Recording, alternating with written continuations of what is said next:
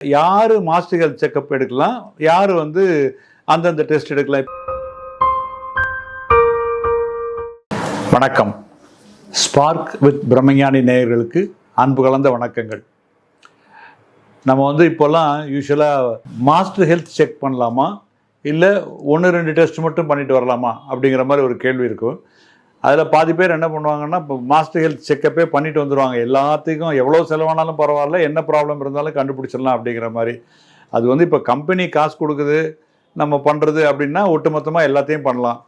இல்லைன்னா ஃபேமிலி ஹிஸ்ட்ரியில் ஏதாவது ப்ராப்ளம் இருக்குன்னு வச்சுக்கோங்களேன். ஒரு சுகர் ஒருத்தருக்கு ஒருத்தங்களுக்கு கிட்னி ப்ராப்ளம் இருக்கும். அந்த மாதிரி வீட்டில் இருக்குன்னா ஒரு முதல்ல பண்ணும்போது நம்ம ஒரு 38 வயசு, 40 வயசு, 42 வயசு அந்த மாதிரி இருக்கும்போது பண்ணோம்னா ஒரு மாஸ்டர் ஹெல்த் செக்கப் பண்ணிவிட்டு அதில் ஏதாவது ப்ராப்ளம்ஸ் இருந்ததுன்னா அந்த லீடுலேயே நம்ம போனோம்னா ஓகே.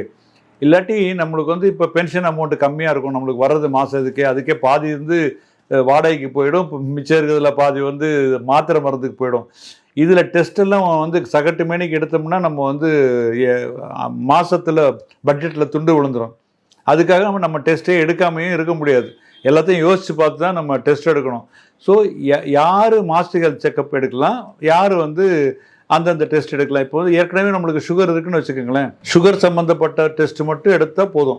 எப்போவாவது ஒரு முறை கிட்னி ஒழுங்காக வேலை செய்தான்னு பார்க்குறதுக்கு அந்த யூரியா, கிரியாட்டினின், மைக்ரோ அல்புமினூரியா அது எப்போவாவது ஒரு வாட்டி பார்த்தா போதும். அதே மாதிரி இந்த HbA1cன்னு ஒன்று இருக்குது, அது 3 மாதத்துக்கு ஒரு முறை எடுத்தால் போதும், 3-4 மாதத்துக்கு ஒரு முறை எடுத்தால் கூட போதும். இதெல்லாம் நம்மளுக்கு சுகர் லெவல் எப்படி கண்ட்ரோலில் இருக்கோ அதுக்கு ஏற்ற மாதிரி பார்த்துக்கலாம்.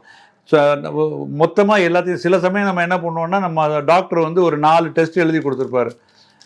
அந்த டெஸ்ட் எடுத்துகிட்டு நம்ம லேபுக்கு போனோம்னா அவங்க என்ன சொல்லுவாங்கன்னா, உங்களுக்கு ஏன் இதெல்லாம் தனித்தனியாக எடுக்கிறீங்க, தனித்தனியாக எடுத்தால் உங்களுக்கு 3000 ரூபா வந்துடும், மாஸ்டர் ஹெல்த் செக்கப்னா 2800 ரூபா தான், இதை எடுத்துக்கோங்க உங்களுக்கு எல்லாமே வந்துடும் அப்படிம்பாங்க.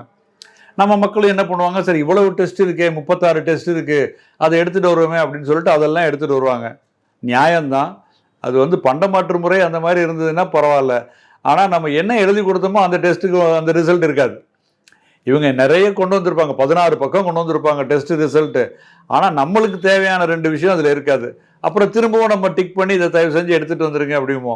ஸோ அந்த மாஸ்டர் ஹெல்த் செக்கப்புக்கு போகும்போது கூட அவங்க சொன்னாங்கன்னா நம்மளுக்கு நல்லதுக்கு தான் சொல்கிறாங்க, குறைச்ச இதுக்கு நிறைய எடுத்துக்கலாமேன்ட்டு. அதில் ஒன்றும் தப்பு இல்லை. பட் நம்ம டாக்டர் எழுதி கொடுத்துருக்கதும் அதில் வருதா அப்படின்னு சொல்லி பார்த்து அந்த மாதிரி உள்ளதை நம்ம சூஸ் பண்ணி எடுத்தோம்னா அது பரவாயில்ல. இல்லாட்டி காசை சும்மாவும் வேஸ்ட் பண்ண முடியாது இல்லையா. வேறு எதுக்கோ நம்மளுக்கு தேவை இருக்கும்போது அது பண்ண முடியாது. அதே மாதிரியே இந்த கேன்சர் இதுக்காக மேமோகிராம் எடுக்கலாமான்னு கேட்பாங்க. அது செல்ஃப் எக்ஸாமினேஷன்லேயே சில சமயம் தெரிஞ்சு போயிடும் ஏதாவது கட்டி இருக்கா அப்படின்னா. அந்த மாதிரி டவுட்ஃபுல்லாக கட்டி இருக்குது அப்படின்னம்னா நம்ம அதுக்கு அடுத்த லெவலாக டாக்டர்கிட்ட போய் காமிச்சிட்டு மேமோகிராம் எடுக்கலாம். அதுலேயும் அல்ட்ராசோனோகிராஃபிக் மேமோகிராம்னு இருக்குது, எக்ஸ்ரே மேமோகிராம்னு இருக்குது. அல்ட்ராசோனோகிராஃபிக் மேமோ எடுத்தால் கொஞ்சம் வலிக்கிற மாதிரி இருக்கும், ஆனால் சைடு எஃபெக்ட் ஒன்றும் இருக்காது.